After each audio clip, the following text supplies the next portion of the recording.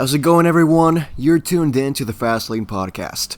It's been a while since I recorded an episode because, things happened, life's been busy, and I've been just working so much, and I haven't been able to work on any episode of the podcasts, but there's new ones coming soon.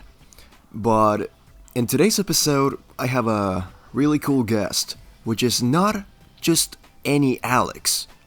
It's Gamer Alex. Hey guys. How's it going? It's going good, actually. I'm glad. We just decided to do the podcast now, like a couple minutes after I just took a nap, so I'm just getting used to the real world again. So we were discussing which topics we're gonna talk about today, and one of them was a really interesting one we talked about a long time ago, which is our ideas for a hypothetical racing game we could make, Oh yeah, that was a cool one. And it's cool to talk about that because it shows how creative we can be, trying to do something new. It's really cool. So I think you should start. Well, nothing about my idea is new, so that's the thing. I remember you talked about it, but I forgot now. It's been so long, so please refresh my memory. Yeah, my idea was more about bringing back stuff like Full Auto and Gas Guzzlers just because I'm a big vehicular combat fan, especially when it comes to weaponized combat. So my idea was kind of taking like the best of both worlds, the best of Full Auto, like it's combat, health system, destruction, and like the game modes that you would see in Gas Guzzlers, and making that into like a big and fleshed out game, because we really don't get games like that anymore.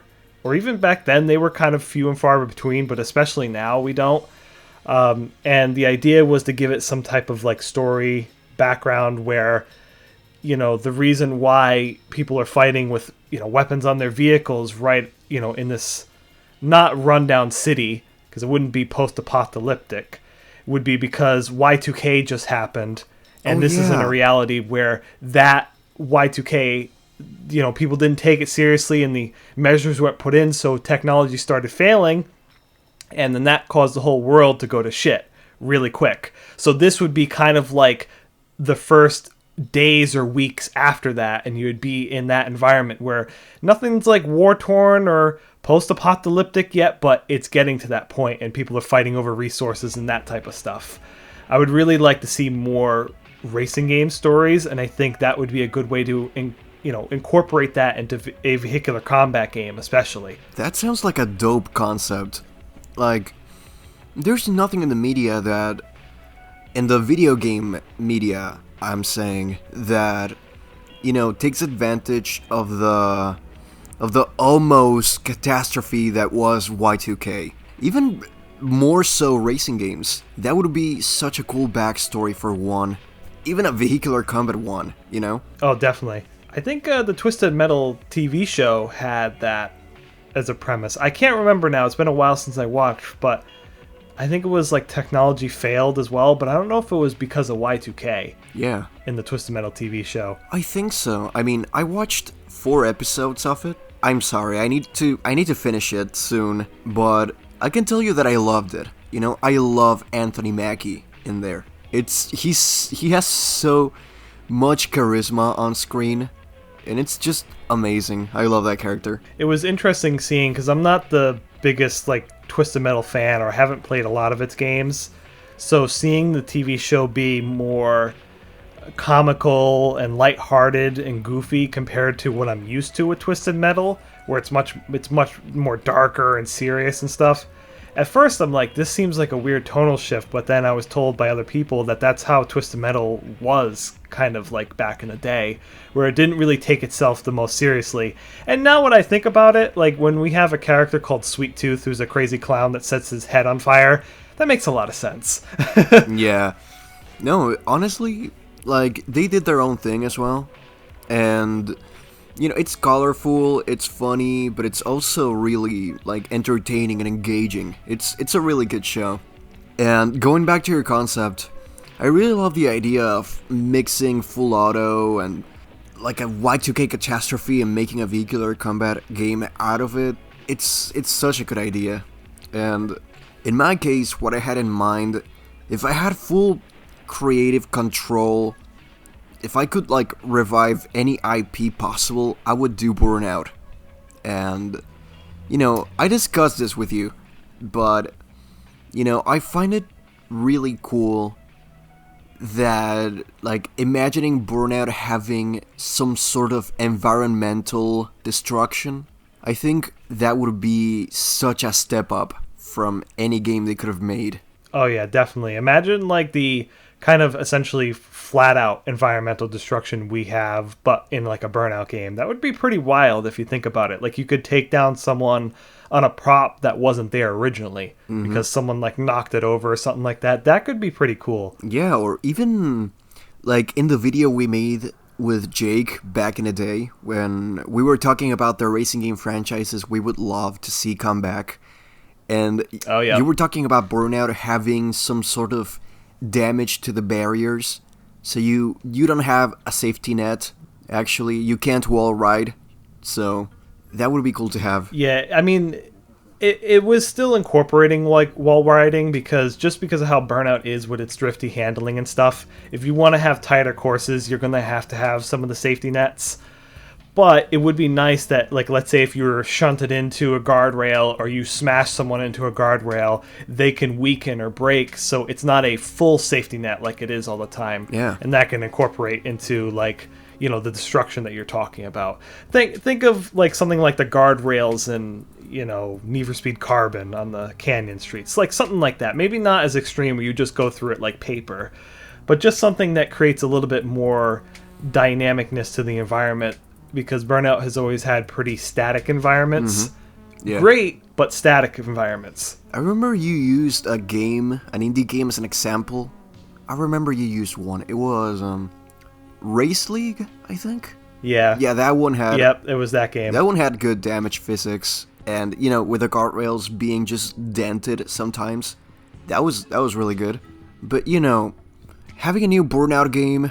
having the most complex damage model they could imagine. Like, think of what they were trying to do with Burnout 5 at first. With the cars being able to split in half. That would be so cool. Particle effects, environmental destruction. It would be so cool. Think Battlefield 6 when I tell you environmental destruction. That would be so good. Oh, definitely. I mean, a Burnout game nowadays would 100% wow people. Yeah. Because we really haven't had games, other than something like Wreckfest and the upcoming Screamer, we really haven't had games that have, unlicensed cars that don't look like D-badge models. Yeah. And we really haven't had a game, again, other than Wreckfest, that has a very complex damage model. And even then, I really like Wreckfest's damage model, but I'm sure we could get like even more over the top and less realistic. Because let's be honest, a car is not going to split in half in real life if it gets hit by like a semi or a train. Yeah. But if we're talking about an arcade racer, I mean that would be awesome to see it split in half like that. Yeah, and to think they did something similar back in 2008 still bewilders me. I don't know how they had it in them, but they did it. They made it so cool. The damage was so cool, so brutal and raw. It was so well made for the time with Burnout Paradise. I just really love it. And Wreckfest, I think it's the next best thing when it comes to damage models. And I know you were gonna say Full Auto or Full Auto 2, either or. Yep. And honestly, I agree. They're really cool. They're really well made, and they came before Paradise, and it's crazy. Yeah. The big thing about Full Auto is like just because of how old it is, being in 2006, and being that the damage originally originated from the Crash demo, which is I believe in 2004. Still watching that Crash demo all these years later is insane, the amount of damage they pull off, and it doesn't look bad too. Yeah. So I still have a soft spot for the Full Auto damage. The only problem with it is that it's not showcased well. So Burnout and Wreckfest, Burnout showcases it with its crash cameras. Wreckfest, it's showcased because your cars stay damaged for the whole time. The problem with full auto is that it's not showcased as well because the crash cameras pull back, so you don't see the damage as much, and you respawn fully fixed. Yeah. So unless you have your car that's, damaged because it hasn't, died and respawned yet, you're not going to see the damage as good. But I still hold that has the best damage model because Wreckfest still looks a little weird when cars get crunched up, Yeah. but for full auto, they look pretty natural when they get crunched up. Like, you can take a sedan and turn it into, like, a friggin' Audi TT if you wanted to. You know what I mean? Like, that type of damage. But I don't want to get off topic too much, because I would talk about the damage all day in full auto if I had a chance. I mean, if it's something that you're passionate about, just talk about it. It's cool. Don't worry about it. Well, then we would be here all day talking about racing games. I mean, if I could, I would. But, yeah, we have the tools and the capabilities to make the things the devs wanted to do a long time ago. They can do that now. Because the consoles are powerful enough to handle all the things they planned. But, I think of Burnout Paradise and I think of Criterion wanting to add a lot of shit to it. A lot of outlandish shit to it. I don't know if you remember. Yeah, it was going to be essentially the Crew 2 of its day, with like planes and motorcycles. The planes didn't happen, but at least the motorcycles did. And, with the whole map expansion, there's a reason why Burnout Paradise was one of the games that laid the foundations for open world racing games going forward. Oh, definitely. It's just, I don't know, they came up with some weird shit like time travel or stuff like that. And planes and underground tunnels. I think an underground tunnel system under Paradise City would be cool. It was a cool idea. And, there were so many cool stuff that I remember reading about when I was doing the Burnout Iceberg, which is gonna turn 4 years old this year, I think. Oh, that's crazy. Yeah, that's crazy. That marks the first collaboration I made with a YouTuber. And it was Jake. It was insane. And, it's cool, like, talking about all of this because it just takes me back to some older times. It's cool to have these chats. But, yeah, in conclusion to this topic, you would make, not a post-apocalyptic racing game, but like a post-catastrophe? Something like that? Yeah, I guess that's a good way to put it. Yeah, just barely after Y2K, and honestly, that sounds really dope as a concept. And, I'd make a Burnout game where basically everything is destructible. I would make it... I forgot the most important part. I wouldn't make it closed track. I wouldn't make it an open world game. I wouldn't make it, like, just a selection of tracks. Just like the classic Burnouts. Yeah, I don't think a game with that level of destruction would work as an open world. If you really think about it, like, logistically. Mm-hmm. I mean, it's something that Three Fields Entertainment would try to do. Well, that's if Recreation's any good, but we'll have to see. Yeah, we'll have to wait and see. We have to wait until the release date, which we don't know yet. It's been 5 years, but yeah. It's crazy. It's like in 5 years, we went from Dangerous Driving 2 to Recreation. There was some live streams, and I think there's only been like 3 trailers, other than if you count the stuff, the vertical videos they post on Twitter and TikTok or whatever. Yeah, but there's only been like 3 trailers for this game in the past like 5 years, or at least in the past like 3 years since we've known about Recreation, which is quite crazy to me that they keep showing us all these like little trailers and stuff, and even the community who's, wanting to see more of this is getting sick of it and being like, you're showing nothing different. You're still not saying there's a release date. You keep saying it's coming soon. It's coming this and then that. It's like, oh, we're so sick of it. Like, and honestly, I can't blame people. This is what I've criticized them for years about, but it's gotten to a point where it's like, you gotta show us something or we're just gonna, give up again. Like, exactly. I mean, some people have written them off since Dangerous Driving, which I don't blame them. Oh my god. But they're not helping their case here. Dangerous Driving is such a good way to start the next topic I chose. What do you think... Oh no, here it comes. What do you think are the worst racing games you've ever played in your whole life? Well, my top pick for the worst racing game would be Monster Jam Crush It. This was a Monster Jam game made by Team 6 Studios. And Oh my god. As much as people like to criticize, Flat Out 3 or Flat Out Wii, or some of their more obscure ones that I can't even think of right now, Crush It is by far their worst game. That game barely functions. Like, everything in that game is broken. Physics, the graphics, it's so garbage. And sure, if we look at it objectively, something like Big Rigs would be more of a bad game. But what I think makes Monster Jam Crush It the worst I've ever played is that it has like all this licensing and backing. Like, you literally have Monster Jam behind this, and they couldn't be bothered to make a worthwhile game. And surprisingly, if we look before, Team 6 had made a Monster Jam game called Monster Jam Battlegrounds, and that was better than Crush It. So somehow, when they switched to Unreal Engine 4, they got worse, because it was like their first Unreal Engine 4 game, and it's just like, how is this even possible with such a like large, IP behind this? Like, if you Big Rigs didn't have an IP behind it. Flat Out was Flat Out. It's its own thing, right? But Monster Jam is a company. Like, they have, money behind this shit. Yeah. And what do we get? Like, one of the worst racing, stunting, whatever you want to call it, like driving games I ever played. It's just awful. It's just so terrible. Yeah, I've seen Jake and you playing it, and I can tell that it's pure dog shit. I think Milestone did them justice. I think it did Monster Jam justice for it, finally.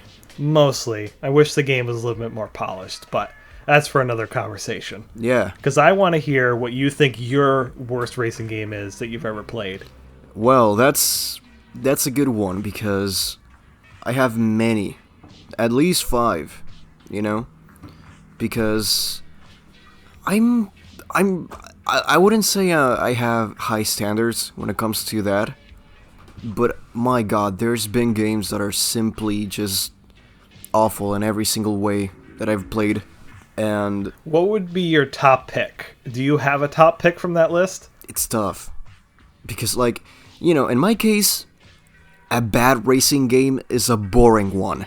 If I'm having fun, then I like the game. If I'm not having fun, then it's just bad. Plainly bad. I think it would be either Dangerous Driving or Super Street the game. Oh, those are pretty shit picks. Yeah, I can see that. Yeah, I've played both on stream for hours and hours. And you could see me, you could feel me kind of dying slowly. Like, you could feel it was sucking my energy out. Yeah, I can see that, especially Dangerous Driving. That game just becomes a repetitive, boring slog after like the first hour. Yeah, and I want to hear your takes on both Super Street the game and Dangerous Driving. Oh boy, where do I even start with Dangerous Driving? That game came out in the time where I really was not enjoying any racing game. Mm-hmm. Like, other than maybe like smaller indie ones or ones that I had played that were released a couple of years back, I think Dangerous Driving is around the same time as like Hot Wheels Unleashed, Forza Horizon 5, like that, Dirt 5, like that type of stuff that really disappointed me. And it was like, I had a lot of respect for Alex Ward and what he did with his team. And the way he had talked on like Reddit and stuff and saying like this is going to be his best work ever. And then to play, I would consider the top 10 worst racing games I've ever played, like in a list like that. It just really made me like not happy. So much so that like pretty much my bad side, my like angry bitchy side came out, and I was a real dickhead. Oh my god. Back then about that stuff. And I feel bad. I apologize for that stuff, but that was one of the games that have brought that out because I was just so unhappy with stuff. I mean, it's boring. The car selection is just minimal. There's no music other than that one goddamn menu song. It was glitchy and I know, right?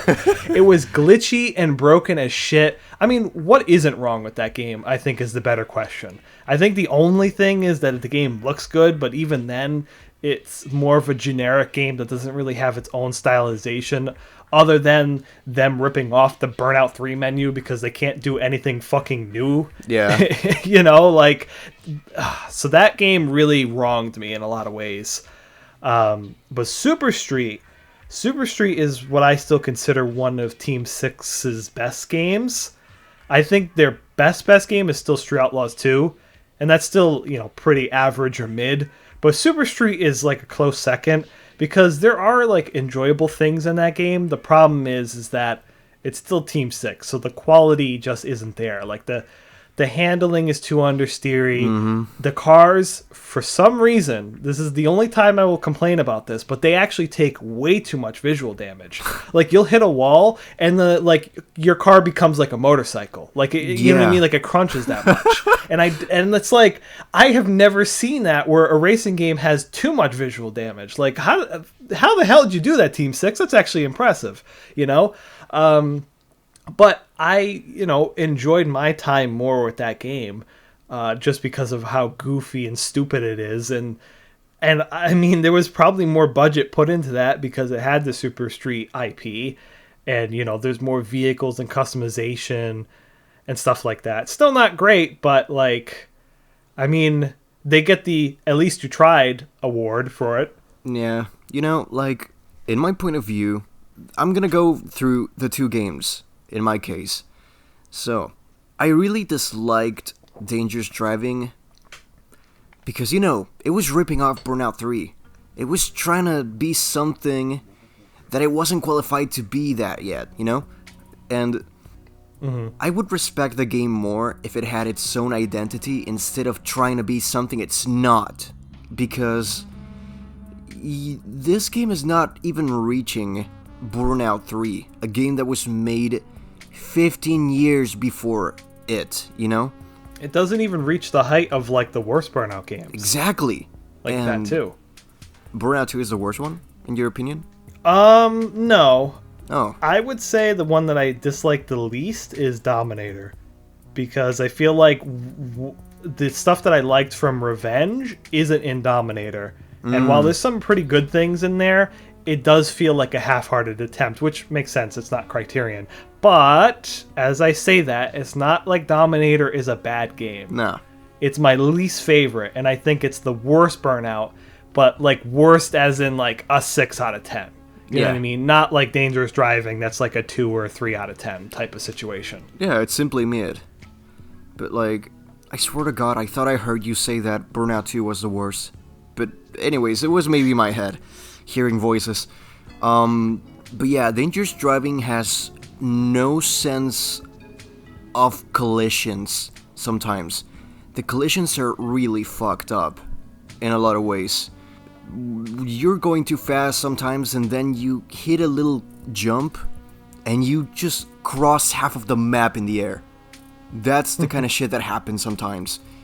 Or, the physics are fucked. The car designs are just uninspired. They're just generic models they bought from Turbo Squid or whatever.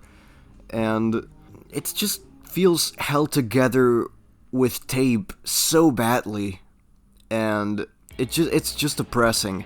And there's no music other than that stupid trailer song that plays on the menu 24/7. It's sad. So annoying. It's so annoying. Yeah. But then there's the other side of the coin, which is Super Street, which has music, but the music is so bad. The music is just royalty-free rock music, no copyright, Domino's ad music. It's just so fucking bad. It actually pissed me off when I played it one time and I was just hearing those songs. It depressed me and it pissed me off.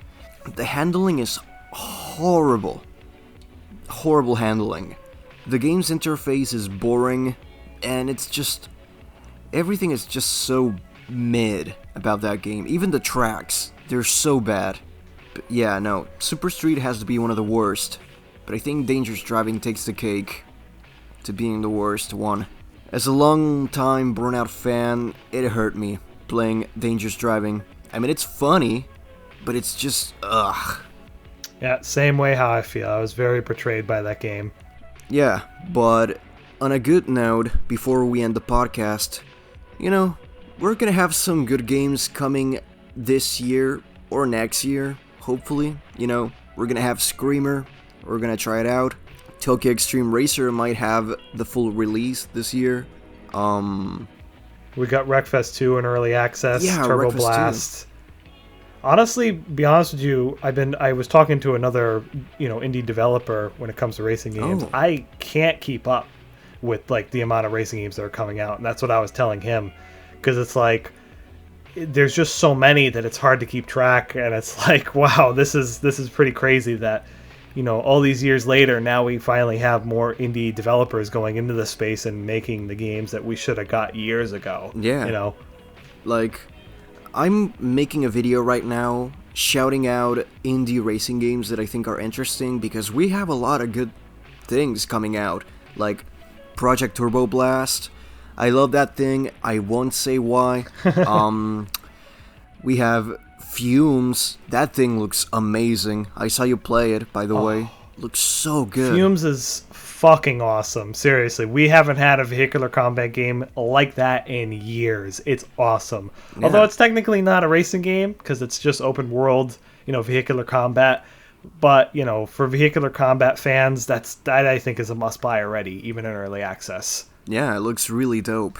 And we also have things like Perfect Lap, stuff like Kaido Genkai, Night Runners, and we have so many racing games out there that are yet to come out. And, I'm really, really happy right now. We're eating a bit, We're not eating a big-ass dessert, but we're eating something, a piece of bread, And it's not stale. It's not hard or dry. It's just a piece of bread. We're eating it now. That's how being a racing game fan is now. And as long as those games come to console, then we're good, because most of them are PC first. Yeah. Which is the only kind of like monkey paw thing in this, where it's like, oh, you want more indie racing games? PC only. Yeah. Type thing. like, hopefully all of these get a publisher so they can actually be released on console soon. So, yeah, just shouting out all of those developers and the amazing artists that work alongside those projects. Like, I forgot the names now, but I will put him on screen. Whole Crab, one of them. Whole Crab. I'm sure you follow them. Yeah, I've seen them pop up in my feed a few times. Yeah, and like, whatever comes to mind, and if I remember those artists and projects, I will link them in the description or show them on the screen.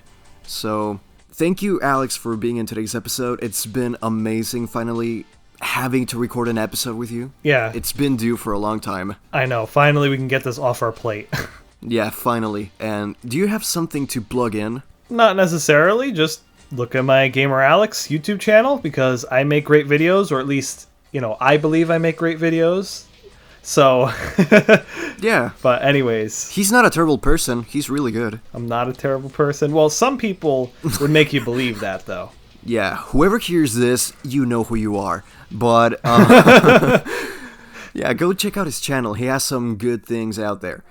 And, thank you for being here, Alex. Hopefully I will get you in another episode soon. And thank you for watching until the end. Expect more episodes coming soon. I'll see you soon. Bye. Bye.